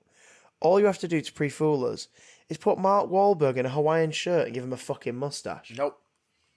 But no, he's dressed exactly the same as Drake. He's dressed exactly the same as Mark Wahlberg. I couldn't give a fuck, man. Because he wants to play Drake. He wanted to play Nathan Drake, and now he can't. And now he's all pissed off about it. He's like, I gotta play Sully, huh? I play Sully in your movie. He's got to play Sully in the movie because Amy Pascal's got a crush on Tom Holland. She has to put him in everything. Yeah. I really do hope that Tom can get away from Sony eventually. Yeah. Because at the moment, he's like the closest thing to a modern day... what do you call it? Like an old contract actor from like the Golden Age of That's Hollywood. it, yeah, contracted to a studio, yeah. Like, it's really, really strange. He's better than that, bless him. Bless his heart. I mean, to be fair, he does... It's not like a lot of him and a lot of the other Marvel actors don't get to do stuff outside of the MCU. Yeah. But it does feel like Amy Pascal is like holding on to him jealously. You know what I mean? Yeah. Not to absolutely screw over the already bad vibe we've got about slashers, but February sees the release of Netflix and Legendary Entertainment's Texas Chainsaw Massacre. Don't care. Which is a direct sequel to the original. Don't care. Following in the footsteps of Halloween and whatnot in recent years. Why? Again, it's fucking studio executives learning the wrong lessons from the success of other movies. Scream, the Texas Chainsaw Massacre, like, there are some films that they're better as one film. Yeah. Like, Jurassic Park, not a damn person on this planet will say to you, if you ask them, what's your favourite Jurassic Park movie? Not a damn person will say anything other than, oh, Jurassic Park. Yeah. No one's favourite Jurassic Park movie is Jurassic World. And if it is, they're 5 years old. Like, all the sequels have fun things in them, but they are head and shoulders and chest and belly button below the original. Like, they are nowhere near as good as the first one, and everyone knows it, but we all still kind of go to see new ones. Even the people making them know it. Like, they know. There is no way that the people involved in making Jurassic World, because there are some intelligent and talented people involved with making both of those movies, and I honestly think the second Jurassic World movie was far better than the first. But I don't think any of those people think they're making a film anywhere near as good, fit to even share a franchise with, regardless of whether it does or not, fit to even share a franchise with the masterpiece that is the first Jurassic Park. But hey, it's the world we live in. We're getting Jurassic Park Dominion. Am I going to see it? Yeah, I'm probably going to fucking see it. Of course I am. What do you think I am? I'm not. I'm only human. I am only human, and dinosaurs roaming around the world, like out there in the real world, interacting with the real thing. Like, you want me to see T-Rex run right in a national park? Of course I'm going to go and see it. Of course I am. You are dangling the carrot of Laura Dern reprising her role as Dr. Ellie Sattler in front of me. Of course I'm going to check that out at the very least. I cannot spurn the Dern. I can't do it. You can't spurn the Dern. I can't do it. You cannot fail the Sam Neill. I love Sam Neill. I love Laura Dern. They're back because they're characters from Jurassic Park. I'm gonna have to see it. You cannot shoon the gold bloom. No. But maybe I should. Who knows? But I can't do it. I can't do it. Can't do it. Where do you stand currently on The Batman. Cautiously optimistic. I think it's going to be. I think it could be a new interesting take on the character. Mm-hmm. Well, for film, not for comics, because they've done everything they could ever want to do with Batman in the comics. They've overdone him so much that so many of the DC titles got cancelled this year, but more Batman ones got commissioned. More comic fans Batman. are fucking sick of seeing Batman at the minute. Yeah. Oh dear. I think it's got a really interesting cast. I think what we've seen of it looks interesting. I hope it doesn't fall into the trap of trying to make it too gritty, like the Nolan movies did. I think what we've seen of things like the Riddler and Penguin make me hopeful that we're not, because I think it is getting a bit more of the comic book silliness. Although obviously it's going to be quite a serious take on Batman. A little grimmer. A little grimmer, but a grimmer take, but hopefully not too self-serious. No, that'd be nice. I mean, the signs that it might be a little more family friendly than it's alluding to currently are the fact that there are so many fucking toys for this movie. Yeah, there will be. Yeah. Of different kinds. Like, we're talking Aliens releasing freaking action figures levels of. Wait, what? Yeah. There are Oswald Cobblepot toys coming out for this film. Oswald Cobblepot. There are Catwoman toys where she doesn't have a mask and the toy is called Selena Kyle coming out for this movie that are for 3 and up. You know, like the Titan series, the 12-inch action figures. Like, there's loads of them for this. Yeah. It's I can believe like, that. what? So your child can now have a toy chest full of like gangsters and mobsters. I mean, if the child doesn't have a toy chest full of gangsters and mobsters, what are they doing? Many things. Listen, it's really easy to get a full set of Dick Tracy action figures. They didn't sell. There's plenty of them around. Oh, right. I thought you were going to suggest that you just take a gangster toy from now and just put its head near an open flame for 5 minutes. Look, it's the cast of Dick Tracy. Fucking hell, that was a weird Do you know what happens if you put anything toward a flame? The same thing that happens to everything else. Even better. It starts turning red. The Pixar Disney movie about the schoolgirl who turns into a giant red panda whenever she gets embarrassed.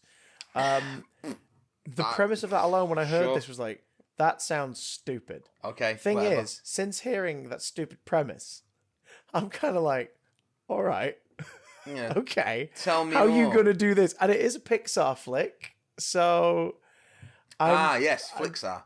I'm cautiously optimistic, but I just love the absolute absurdity of the premise of turning red, and it's coming out in March, so we could double bill that with Batman same week. Yeah, that'll be an interesting pairing. I don't think like either a of us fine are wine. looking. I don't think either of us are looking forward to Morbius. I mean, only so I can shit on Jared Leto some more. Yeah, I think we're definitely Morbiusly curious. Oh no! As to what the fuck this could be. Yeah, like what's it gonna be? What are they gonna do with it?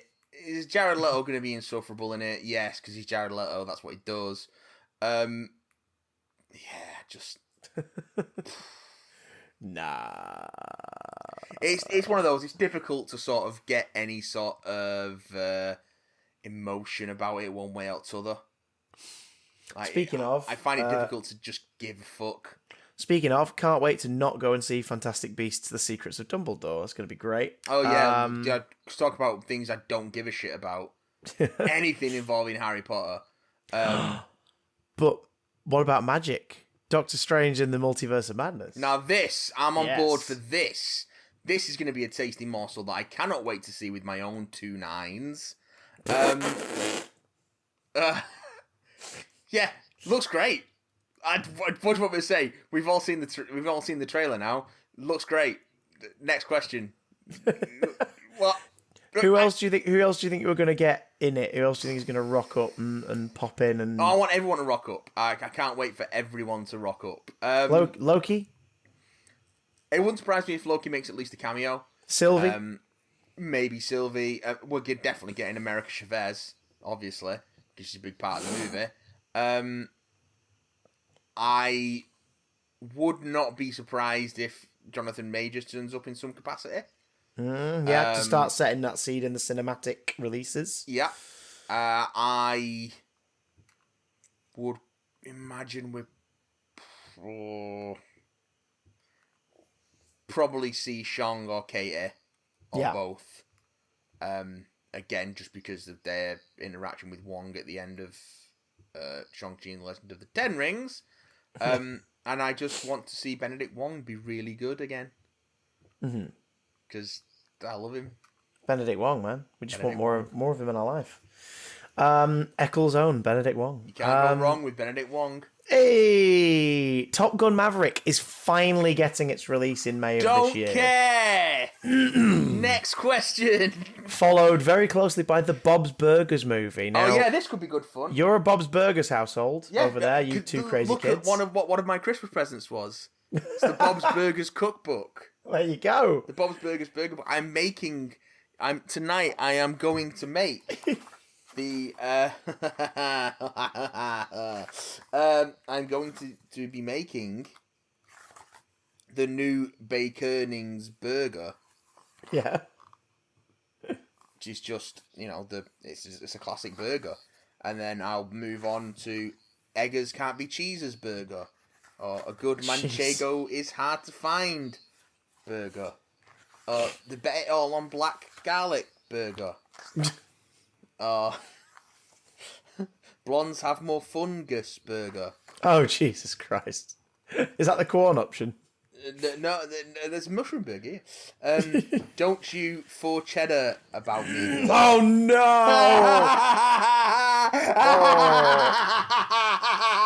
I kind of respect the level of awfulness of that pun and them going, yep, we're not only going to print this, we're going to make it the name of a recipe. I know why the Cajun burger sings.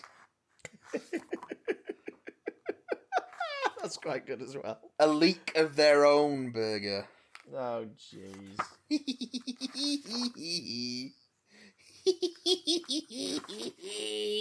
So yes, I'm quite optimistically interested in the Bob's Burger movie because I love that show. You filthy, filthy boy. Well, I hope it's everything you ever wanted and less, because May into June is full of shit. We've got finally the delayed release of The Black Phone, the new horror movie from Scott Derrickson. Yeah, like Scott Derrickson, like seeing Robert Cargill as a screenwriter, intrigued. We have the Elvis film. About, funnily enough, Elvis Costello. No, Elvis Presley is played by Austin Butler. This has been a sort of touted one because it's the next one from Baz Luhrmann. So it's like, where the hell are they going with this? Oh, so it could be good. It could be Moulin Rouge. It could be good. It could be dreadful, or it could be so dreadful that it bamboozles a whole generation of people into thinking it's good, like Moulin Rouge. Like Moulin Rouge. Yeah. We also have Jurassic World Dominion. Yeah, I'm going to see it. The same week. I'm going to hate it, but I'm going to see it. And we also have Lightyear. Intriguing. Two Pixar movies in as many months. Yeah. Yeah. The trailer, honestly, the trailer's got me really, really freaking interested. Yeah. I just hope they don't get too meta with it. I don't want it to be meta. Yeah. I just want it to be a film about an astronaut. Just do a cool sci-fi movie about an astronaut, and then give us a mid-credit scene or something where like the toys are watching it and going, "Oh, that's cool." So that's what you're based on. No, I don't even want that. I don't want it. Don't do that. All right. If you do that, I'm gonna have to kill someone. Well, maybe don't kill anyone just yet, because you want to be out of jail in time for July's Thor: Love and Thunder. I do, baby.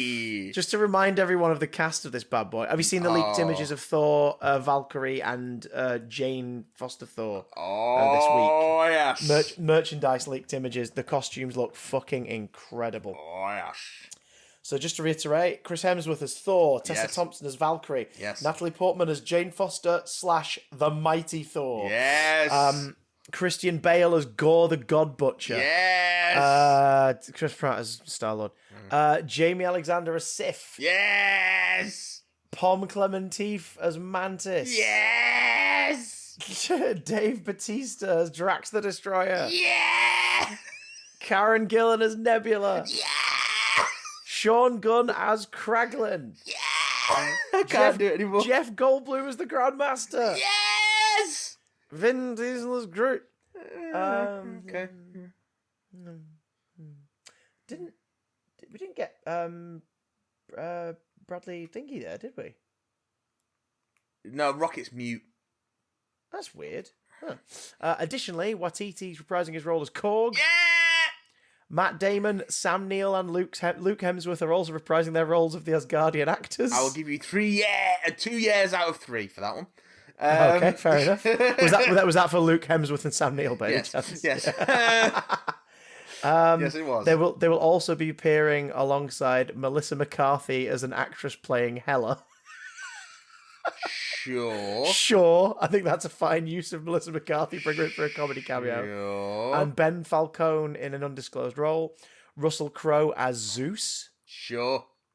And singer Jenny Morris and actor Simon Russell Beale have been cast in undisclosed roles. Simon Russell Beale.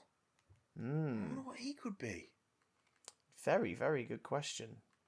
Simon Russell Beale. But that's going to be an interesting one. I mean, when you get a theatrical actor, it's because you're usually going to make them up under heavy CGI or prosthesis to do something really big and weird. So we'll see. That is a big ass cast. Weird. Yeah. What else coming out? Black Adam, same month. Could be interesting. I'm intrigued. I want to see some more. I want to see an actual trailer, but, you've got the Justice Society of America in it. Like, I am colour me intrigued that you've got the freaking the JSA in the movie. Yeah. I'm like, yeah. True. With Noah Centineo as Atom Smasher, Aldous Hodge as Hawkman, Sarah Shahai as Adriana Tomaz, Quintessa Swindle as Cyclone, and Pierce Brosnan as Dr. Fate. So, I am... Oh, apparently Intergang will appear in the movie as well. Sure, why not? All right, that's pretty cool.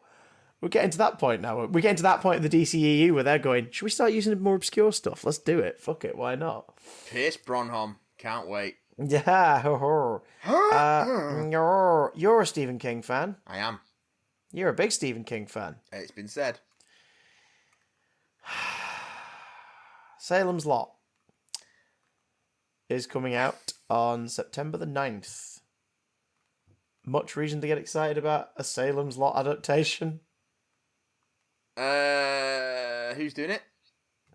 It is directed by and written by Gary Doberman, who co-wrote It and It Chapter 2. Could be good. And directed Annabelle Comes Home. Oh, he was also writer and executive producer on Swamp Thing, which was real fucking good. Okay, the TV series. All right. Isn't Annabelle Comes Home the good Annabelle? No, Annabelle Creation's the good Annabelle. Oh, That's the one directed by David F. Sandberg. Right, cool. Then yeah, I think. God, could go either way. What the fuck? There's a Puss in Boots movie coming out. Yeah, there's a Puss in Boots movie coming out. I had no idea that was a thing. Yeah.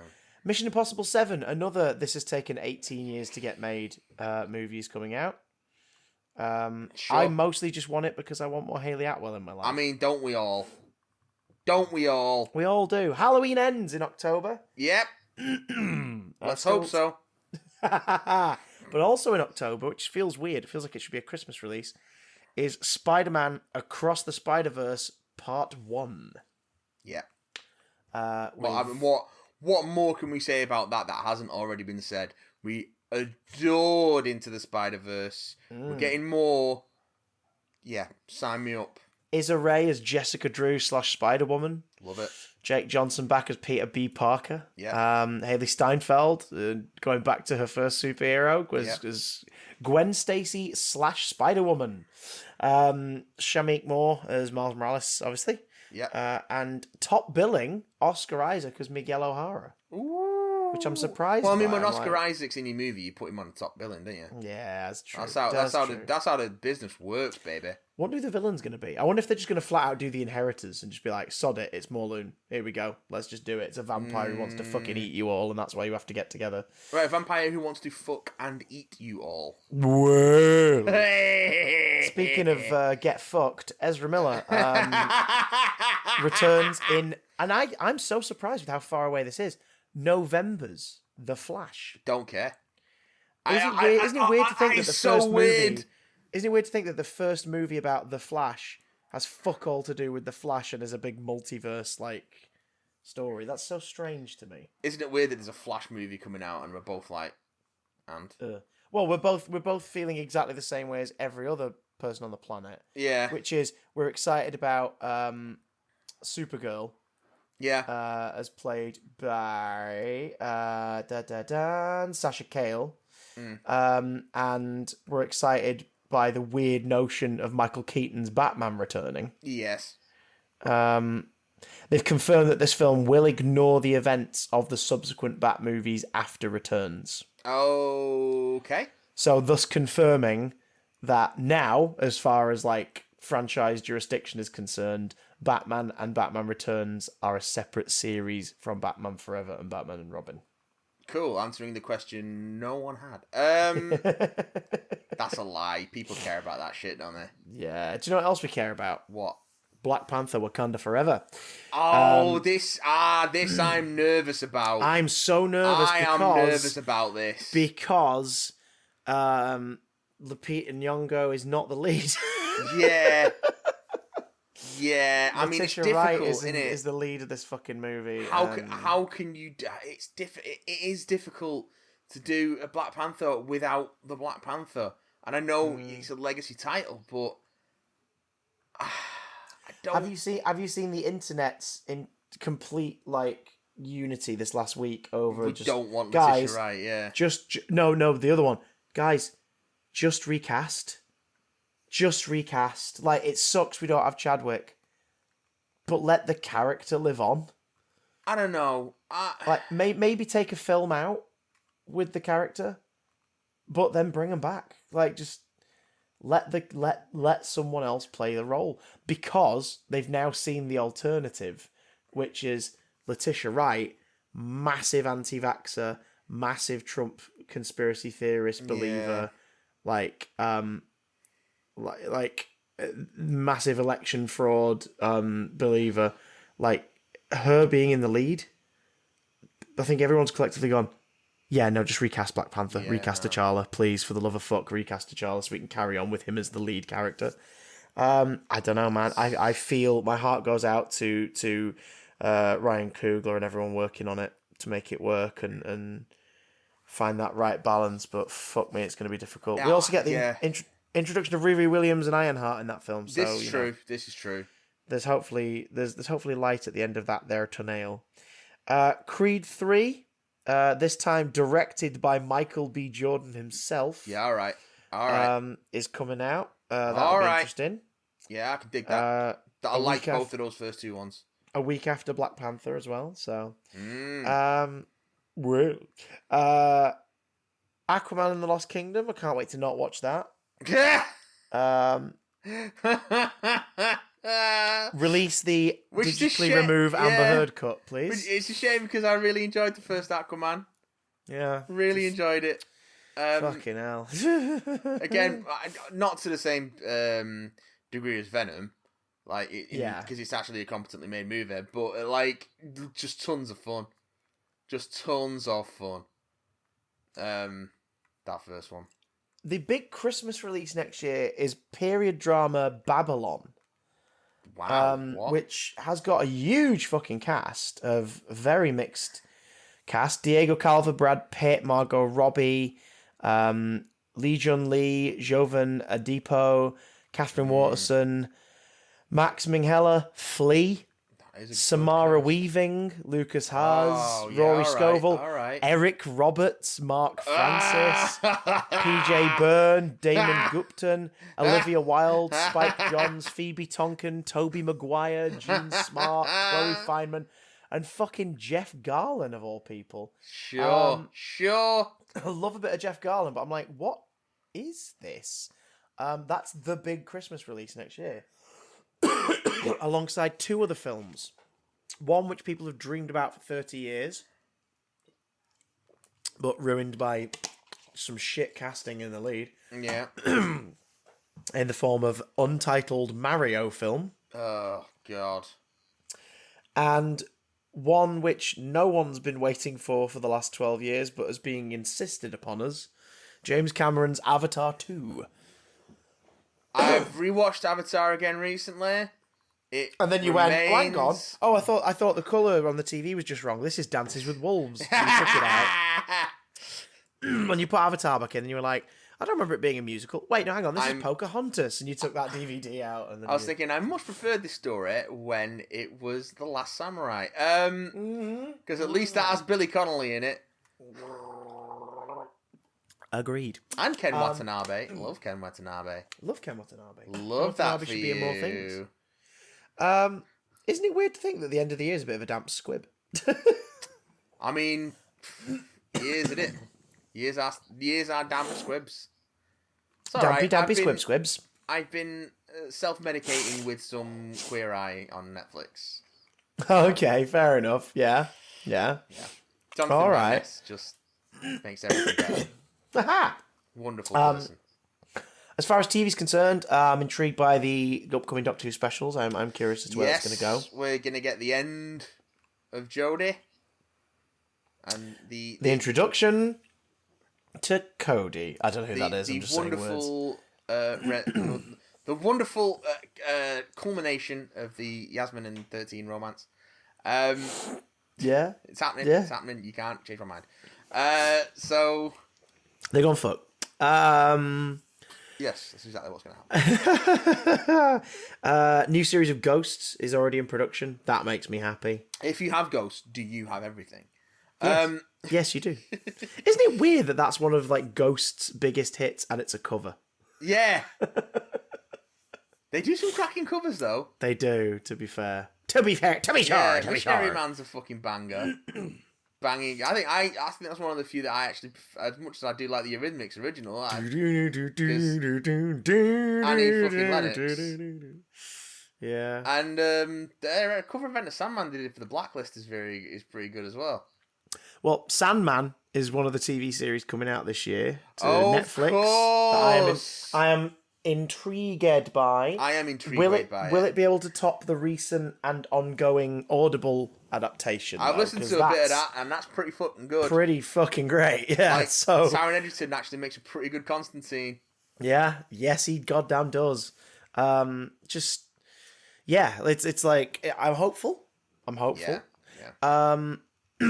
Over on the Disney Plus, we are getting a few more Marvel shows in the forms of Moon Knight, which I'm looking forward to. So intrigued by. She-Hulk, which I think is the top of my list. She-Hulk. I'm so down for that. Remember, she's not starring in it, but she's totally starring in it.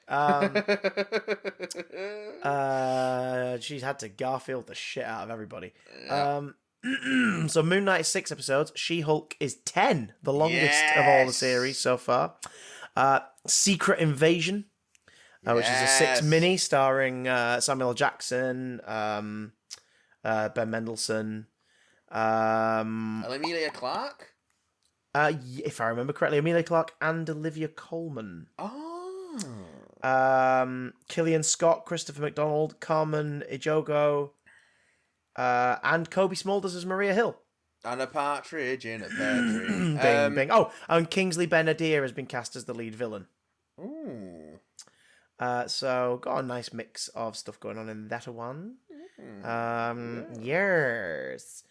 Then after that we have Ms. Marvel. Ms. Marvel, baby. Yep, really looking forward to that. Which is a tight 6, and I am very intrigued as to where they're going to go with it.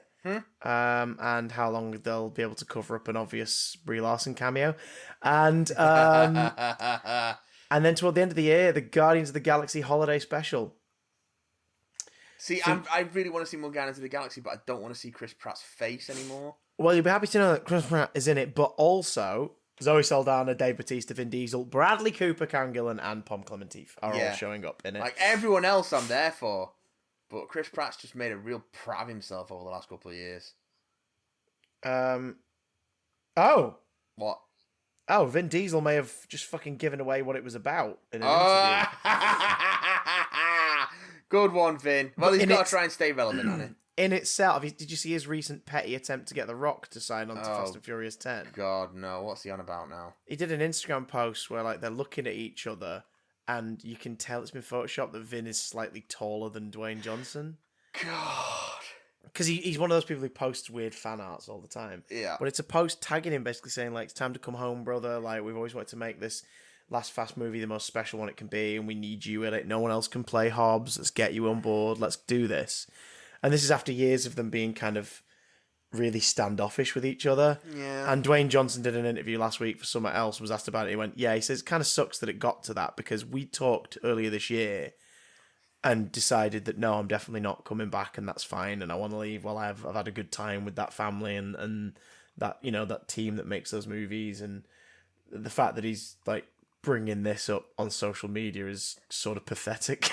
And it's like, yeah, I don't think this beef of theirs is for publicity. I think it's Vin Diesel's a fucking obnoxious prick, and Dwayne Johnson's just having to be very polite and go, okay. Yes. But Vin Diesel says that the special is about Groot's return to his home of Planet X. Sure. Which, considering it's all not so subtle homage to the Star Wars Holiday Special, Actually makes sense. is kind of apt. Yeah. Do you think we'll meet Groot's friends, Grooty, and Grooty? And they're all going to watch porn on a holograph machine and all the other things that happened in the Star Wars Holiday Special. Itchy and lumpy. Like, fucking... The Itchy and Scratchy and Lumpy Show. I hate it. You loved it though, didn't you? Yeah, I mean, it's great. Yeah. The Star Wars Holiday Special is classic. It's just horrifying. So, those are the guaranteed 2022 MCU shows. Ironheart is TBA, but considering that's what, 4 series and a special, like, I think that's more than acceptable for a 2022 release. Is it? Is it though?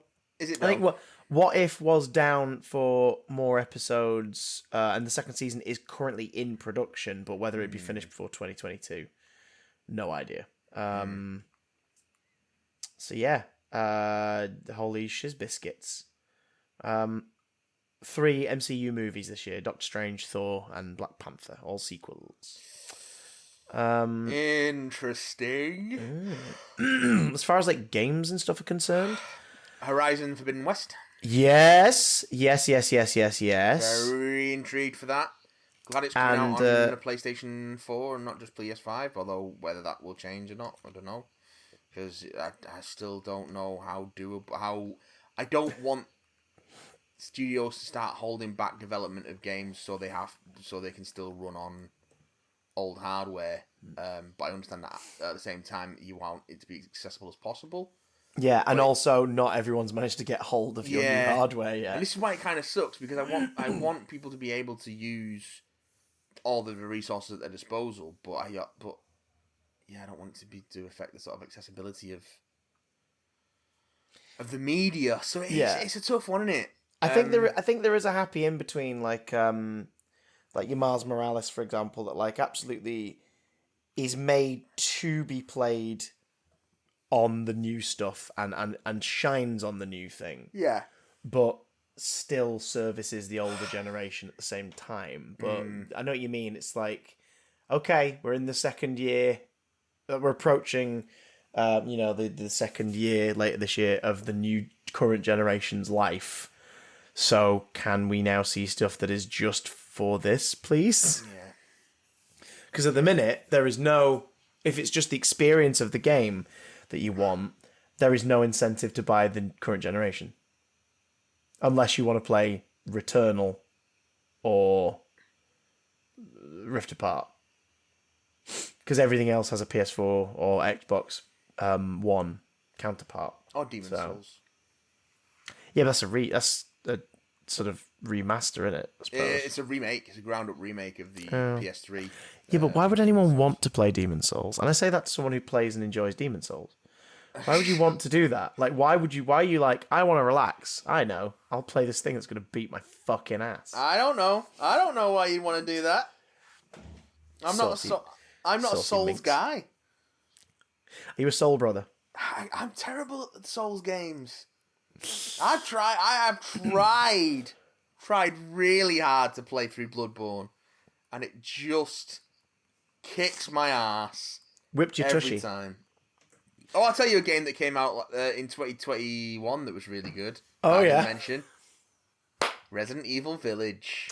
Yes!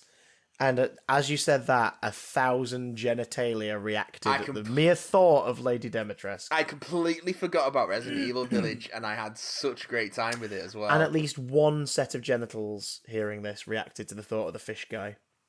Yeah. Yeah. I mean, it takes all sorts. It does take all sorts. So it doesn't surprise me. Speaking of all sorts, is there any emails you want to get to this week? Or yeah, let's do them. Let's do them. Might as well do them while we're here. Hit it. So, Punch it, Chewie. Here we go. Let's get in the old... This one comes in from Mike Hussey. It says, Dear Prime member, your annual subscription for Norton 360 has been renewed and updated successfully. They charged them... We don't have Norton.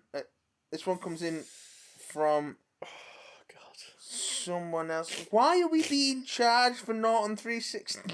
No, I jest. So, this one comes in from Someone's got to get James. charged for Norton 360. I know, right? Hey, James. From James says, My manly man beasts. Oh. I'm back for part 2 of my Big Damn Months series. But first, I'm going to pick some bones, inquire on the mystery, and search for cavity. On the Twitter, you posted 287 down, 13 to go. What does this mean? Other than being nearly 300, is that just the milestone, or are you ending the podcast there? You are scaring me. I must know the truth. Unless you've already told us, I'm a few episodes behind. You'll find out when we find out. And also, when reading my last email, you referenced the Green Cross Code Man. Made me laugh as my grandfather was at school with David Prowse. It's a small world after all. Brilliant. Now back to our scheduled programming. The French Dispatch, a violent choir boy gang, was enough to make me love it. Sure. It's Wes Anderson in it, so it depends on what you... If you're in the mood for twee, I imagine you'll really dig it. But you've got to be in the mood for it. I'm in the mood for twee. Eternals made me sad, but I think that was intentional. It was a good sad. Biggest problem, I just didn't feel excited like in other Marvel films. I was in it, but not as invested as normal. Can't explain it, I did like it though. Venom, Let There Be Carnage. Like Simon Pegg has the Phantom Menace in space, Chris has Venom, Avi Arad, and Woody Harrelson. That is my observation. Had fun with the film, but it was one of the worst experiences I have had in the cinema for the usual reasons. Yeah, fair. Ghostbusters Afterlife. I don't care about anyone's opinions, but Matt's, he is right. It was just some delicious fun. Although I do get the criticism to some extent agree, it was just too fun for me to care. I think it is just on the right side of the Force Awakens meter. Ghosts make me cry, but why wasn't he sucked into the trap too? Good point. Actually, oh my God, that's a really good point. I know. I was thinking the same thing, and you know why? Rule of sentimentality. Sentimentality armor. He was wearing sentimentality armor. Yes. House of Gucci, which I've not seen. I hate Jared Leto. He is my least favourite actor of them all. Other than that, it was fine. But that's not all. Join me for part 3 next time. Have a positively delectable week. From a Gucci who is so loud, so annoying, so Jared Leto. I mean, James. Cool. And this next one comes in from Ian. It says, the time has come, Ian's email read, to talk of other things, of shows and scripts and cinema trips, of movies entertaining. But before I start pontificating, I must take a moment to mention a few non-2021 films I caught up on which deserve to be included. Shazam, Anna and the Apocalypse, the Raimi Spider-Man trilogy. I've also got a question about the Eternals. Ages ago, Matthew explained the reason why Richard Madden has the flap on his costume. Why do you think kilts were invented? Speaking of Scottish... Could you imagine? We had the first sex scene in Eternals. What if we'd had the first bollock flash? Oh, man, love it. Love a bollock flash. Speaking of Scottish dicks... In 3D! My list. Favourite TV shows of 2021, and this just proves that Ian watches way more TV than either of us do. Loki Season 1, Annika Season 1, Chucky Season 1, WandaVision, Solar Opposite Season 2, Centaur World Seasons 1 and 2, Love, Death and Robots Season 2, Star Trek Lower Decks Season 1 and 2, What We Do in the Shadows Season 3. Oh shit, we didn't even mention that. That was fucking great. That was fucking great. That was really good. The mysterious... Listen. You wank your way, I'll wank mine. The Mysterious Benedict story. I became a vampire to drink blood and fuck forever. Don't touch that, Guillermo. It's too much for your young cock. They're just fucking playing the Toast of London theme on the piano. Yeah, that was great. Anyway, fuck it. And the episode where Cave and Novak impersonates the rest of the cast. And we'll never know if they meant to dub or not. Yeah, who could say? Who could say? And excited for in 2022, The Batman, yes. Peacemaker, yes. Derry Girls Season 3, yes. Yes. Hocus Pocus 2, yeah. Nightmare Alley, yeah, that could be good. Yeah. New Guillermo del Toro movie. Yeah. Oh, Directed though. I believe so. If he's directing it, I'm all ears. Yeah. When he Call the produces Midwife. stuff, it's not a guarantee. Call the Midwife Season 11. Sure. I think that's the first time that show's ever been mentioned on this podcast. And it will be the last. Netflix stop motion film, The House. All of the Marvel Disney Plus stuff and Star Wars Disney Plus stuff. And Across the Spider-Verse, Part 1. Oh, 2021, the email bowed. It's been a mediocre time, as it was over now, just like this rhyme. Yes, it has indeed been a mediocre time. And with that, we're going to wish you a happy mediocre week until we see you again for some more mediocre podcasting. Mediocre content. Mediocre. Mediocre. Yes. Thank you for continuing to support our continued mediocrity. You can, as always, hear more from us at Big Damn Cast on Twitter. You can get in touch with us at bigdamncontact@gmail.com. You can, if you really want to support this mediocrity, do so at patreon.com/BigDamnCast. And in the meantime, we'll see you when we see you. Which will be never, because it's an audio show. Yeah, so, that's how this works, kids. Yeah, we can't see you when you watch us. That's not how this works. You see us, we don't see you. It's a one-way thing. What actually happens is we record it in advance, and then we deliver it Play to the music. you once it's Play the recorded. music. We don't Play the music. Play the music. actually Guy plays do the it music. live. Play the music. That's not how this works. I don't know if you know that. Hold on, play the music.